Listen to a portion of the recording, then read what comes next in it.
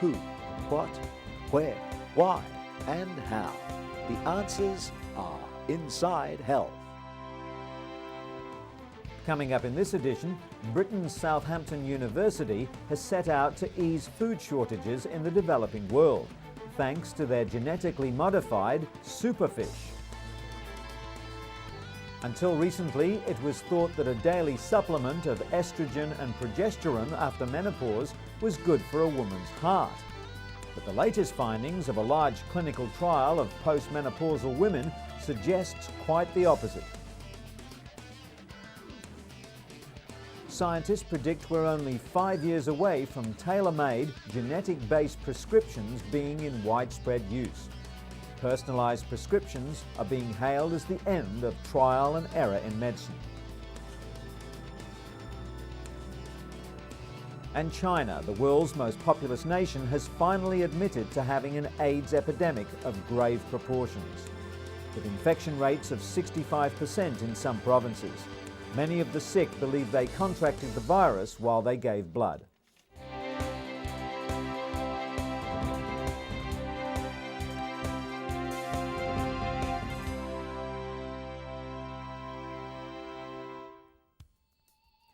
But first, news that the US Food and Drug Administration has rejected an inhaled flu vaccine. Governmental advisors evaluating the new Flu Mist nasal spray said the drug was effective for preventing flu, but they said not enough information was available to know if the vaccine was safe. The manufacturer, Aviron, was seeking approval to market Flu Mist for children and adults. Along with a friendlier delivery system, the drug differs from flu shots because it's made with live influenza viruses. According to the manufacturer, the vaccine is 93% effective. Each year, the flu strikes millions of Americans with chills, fever, and muscle aches, lasting up to 2 weeks. Health officials estimate more than 22,000 Americans die from the flu, while 114,000 people are hospitalized annually. The nasal spray promised a simple and pain-free method of warding off the flu, but for now at least, the old-fashioned way will have to do. According to a report in the latest journal of the American Medical Association, college students in America might have even more to worry about than catching a bout of the flu. The study concluded that freshmen who live in dormitories are 3 to 6 times more likely to contract meningitis than their peers who are no longer in college. While uncommon, meningitis is a potentially deadly infection that causes inflammation of the membranes surrounding the brain and spinal cord. However, it is preventable with a vaccination. According to Dr. Nancy Rosenstein of the US Centers for Disease Control and Prevention, meningitis and other infections caused by meningococcal bacteria can lead to amputation, mental retardation, hearing loss, and even death. Co-eds, especially freshmen and their parents, should talk to a doctor about meningitis to make informed decisions about vaccination. Up to 70% of the affected freshmen had a strain of meningitis that could have been prevented by the meningococcal vaccine. A single immunization is considered safe and lasts for several years. In Venezuela, the government has declared war on dengue fever. So far this year, the mosquito-borne illness has killed 3 and infected more than 24,000 people in the country, marking a 2-fold increase from last year. Doctors see between 50 and 100 people each day with the disease. Recent rains and lack of indoor plumbing have multiplied the potential breeding areas for mosquitoes. Health authorities say many homes have no screens or windows to keep the mosquitoes out, making problems worse. The country plans a national fumigation campaign to help eliminate the dengue-carrying pests, which strike an estimated 50 million people each year with fever, headache, and muscle pains. Southeast Asia is one of the most seriously affected areas. Without proper treatment, as many as 20% of those afflicted with the disease could die. Another deadly epidemic sweeping the globe is hepatitis C. 170 million people worldwide have the potentially fatal blood-borne illness, and most don't even know it. Unlike hepatitis A and B, there's no vaccine for hepatitis C, but now there's a potential treatment. A new study is showing groundbreaking results for people who've only been infected for 6 months and are being treated with daily injections. Most people who have hepatitis C are chronic sufferers, having contracted it from blood transfusions before donor screening for the disease began in 1992. For them, help may also be on the way. A new combination drug treatment that cures at least half of chronic hepatitis C sufferers is headed to market. The treatment involves administering interferon alpha and ribavirin once a week for a year. The Centers for Disease Control estimates that cases of liver disease and death will quadruple in the next decade, largely due to undiagnosed cases of hepatitis C. Because so many people are believed to be infected and its early flu-like symptoms are difficult to pinpoint, the CDC urges anyone at risk to be tested.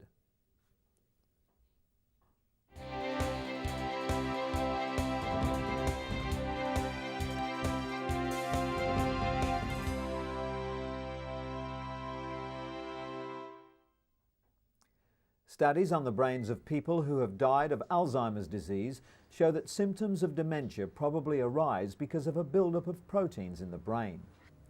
The affected areas control processes like memory, but the accumulation of proteins somehow causes the brain to die. Now, a project using Drosophila, or fruit flies, is looking at the importance of a protein called tau in the progression of Alzheimer's disease. Fruit flies are ideal as they have a very short life cycle. More than 100 genes have been identified in the Drosophila, which are very close to the human disease-causing genes. It's thought the way forward is to regulate tau found in human brains, which is also found in the fruit fly. Scientists feel it could lead to a breakthrough in new drugs to fight Alzheimer's as well as several other brain-wasting diseases. Over 700,000 people in the UK alone suffer from dementia, with more than half of those affected having Alzheimer's disease. It's hoped this research will go some way to help in finding a treatment or cure for such illnesses.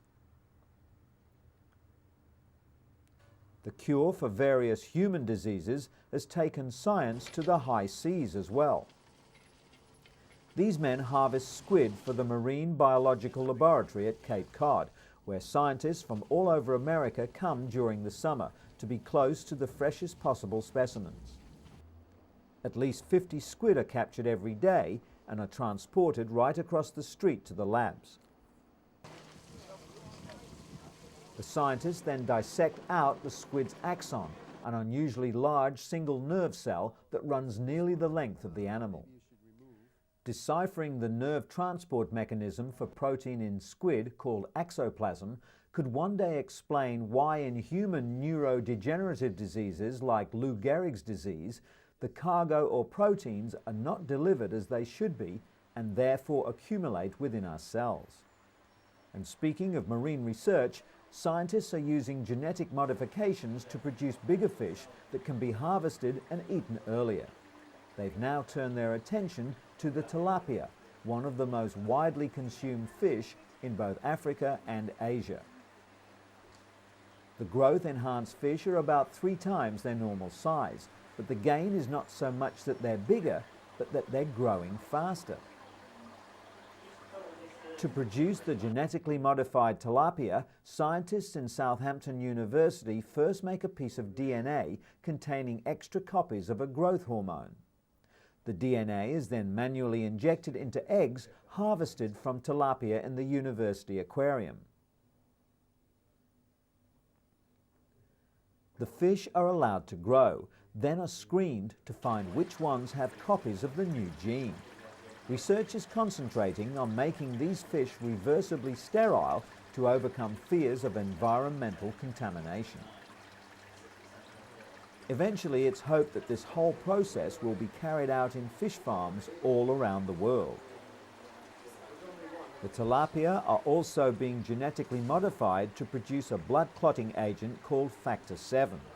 An efficient biofactory, they could prove to be a cheap source of expensive proteins used in medical treatments, as well as providing extra food for the developing world.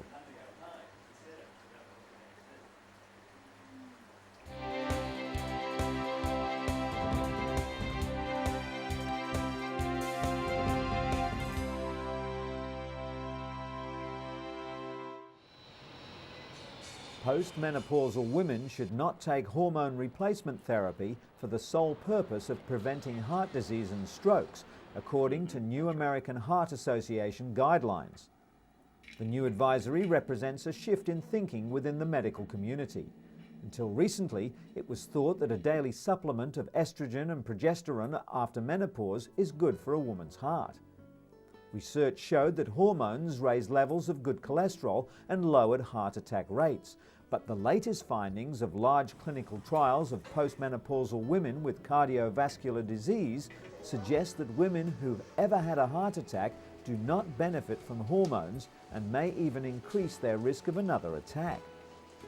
According to staff at the Washington Hospital Center, the guidelines emphasize that there are many alternatives for estrogen that can be used to prevent heart disease. Davidson recommends adding soy products to one's diet to help fight heart disease, the leading cause of death among American women. It's estimated that 226,000 women die each year from the condition. Meanwhile, the American Heart Association suggests women take preventive measures such as changing their lifestyle by not smoking, eating well, and exercising. One of the most effective methods of treating asthma in women could also cause serious bone loss. According to a report in the New England Journal of Medicine, inhalers used by the majority of asthma sufferers have been linked to increasing a woman's chances of developing the bone-thinning disease, osteoporosis. Researchers measured the bone density of asthmatic women between the ages of 18 and 45 over the course of 3 years. Patients who used steroid inhalers frequently showed gradual bone loss, particularly in the hip area.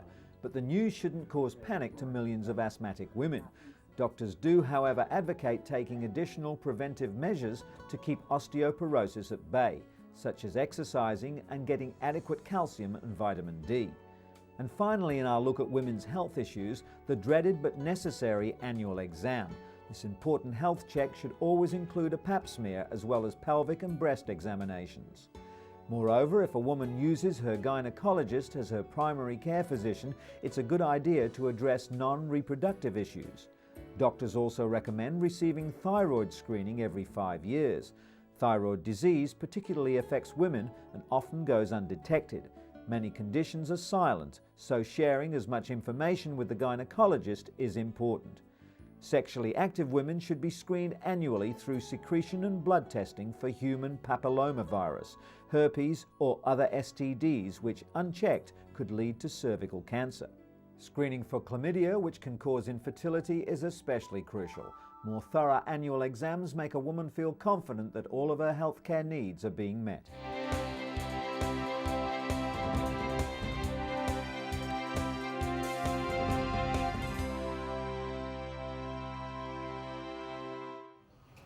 Australian National University researcher Paul Waters has compared the genetic makeup of humans and wallabies and has come up with some unusual findings.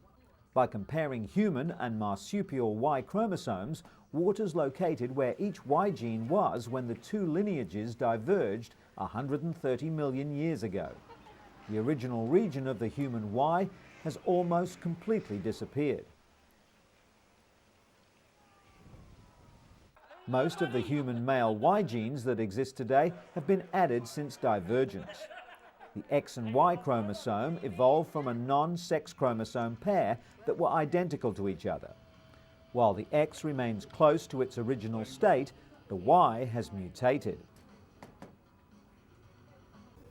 According to Waters, the Y chromosome's days may be numbered, but men shouldn't be too worried.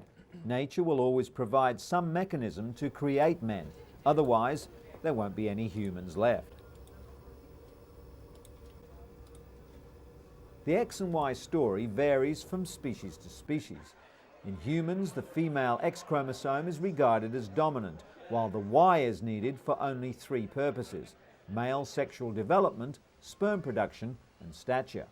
However, that's not the hard and fast rule for all living creatures. In some cases, it's the females that have a mutated X chromosome, while the 30 or so genes contained in the Y chromosome of the species have remained intact.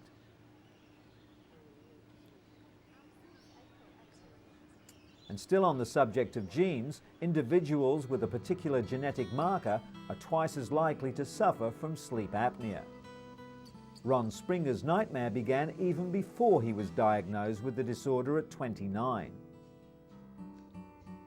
Springer's problems included all the symptoms of sleep apnea: snoring, interrupted breathing, and constantly waking up. He's since been found to have the genetic marker. That marker, known as the ApoE, also predisposes carriers to Alzheimer's and cardiovascular diseases. The finding marks the first time that a specific gene has been linked to sleep-disordered breathing. Research continues at Stanford University with the goal of developing drugs and other therapies to treat and cure this unusual condition. And finally, scientists in the US are looking for genetic barcodes, hoping to decipher DNA in order to create what's being called personalized prescriptions. The aim is to target different drugs to different people. The complex research is being described in simple terms as being a bit like clothing sizes. If today's medicine is one size fits all, then personalized prescriptions will enable us to choose a small, medium, or large. The ultimate goal is for custom-made drugs. Initial trials are being done on 600 New Yorkers taking any of the 4 leading cholesterol-lowering drugs. They're donating their DNA for analysis so genetic barcodes can be catalogued to discover which type of drug suits different people the best. Right now, it's all an idea that exists within the lab, but scientists predict we're only 5 years away from personalized genetic-based prescriptions being in widespread use.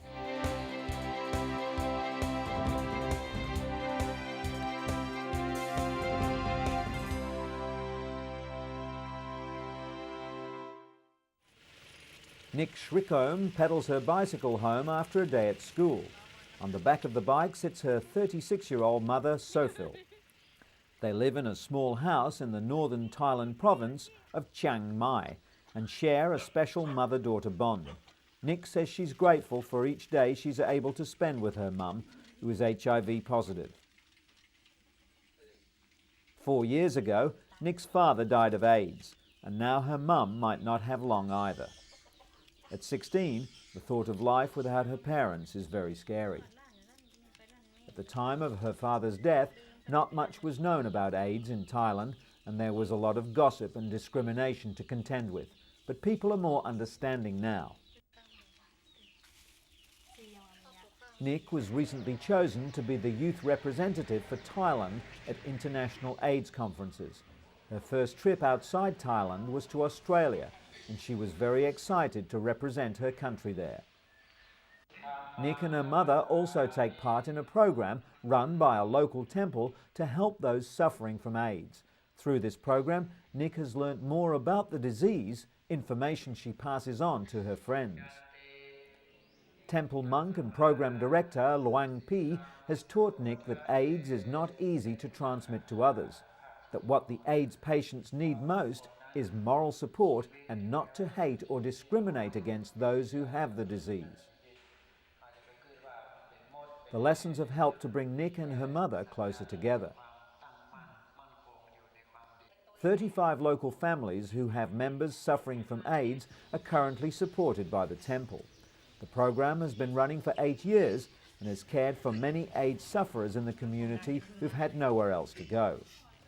Basic medical care is available at the temple for HIV sufferers. Volunteers monitor their health and prescribe antibiotics to treat infections resulting from the disease.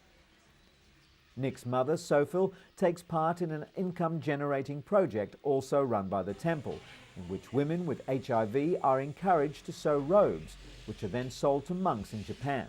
This way, Sophil is still able to support her daughter. In China, AIDS workers have a lot of catching up to do. In fact, authorities only just admitted that they have an HIV/AIDS problem at all. New cases have skyrocketed over the past year to 600,000 people. One such example is the province of Henan, where 65% of the locals of some villages were infected with HIV through an illegal blood transfusion operation. The blood was mixed in a large tub where plasma was extracted before being pumped back into the donors. According to the China-UK HIV/AIDS Prevention and Care Project, the spread of HIV is following a steady pattern, doubling in number of cases each year. Official statistics demonstrate that unprotected sex accounts for 7% of reported cases, while intravenous drug use accounts for 70%. The Chinese government vows it will take action, earmarking increased funding for HIV prevention and control, improved health education and safer blood transfusions. The United Nations estimates China will have 10 million more HIV/AIDS sufferers by 2010 unless it acts swiftly and decisively. In the meantime, Latin America's largest country is vowing to break international patent laws and make its own version of a costly AIDS drug. In an action sure to have worldwide repercussions, Brazil plans to issue a license to produce the antiretroviral drug nalfenavir, marketed as Viracept by Roche. Under Brazilian law, the government can issue a compulsory license to make a patented drug if a national emergency is called. In a press release, Roche said it was surprised by the latest news to break the patent and is still interested in continuing negotiations. Earlier this year, the drug company offered to cut nalfenavir's price by 13%. Like Brazil, countries around the world are struggling to treat their growing HIV and AIDS populations. If Brazil breaks the patent on the AIDS drug, some analysts fear it could cause a global effect with other developing countries following suit. And on a positive note, more than 1,000 scientists recently converged on the first conference dedicated to finding an AIDS vaccine. And for the first time in 2 decades, there was a mood of optimism. Understanding how the body's immune system responds to HIV has dramatically improved in recent years.